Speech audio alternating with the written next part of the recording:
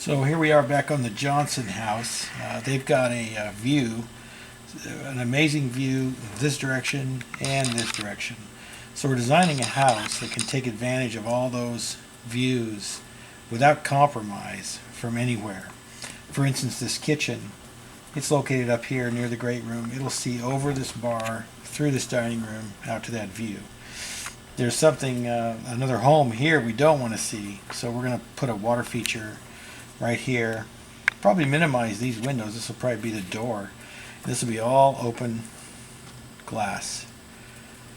So when you do a custom design, you get to actually nail this sort of detail down from the very beginning, and with enough care, you can't miss with the final product.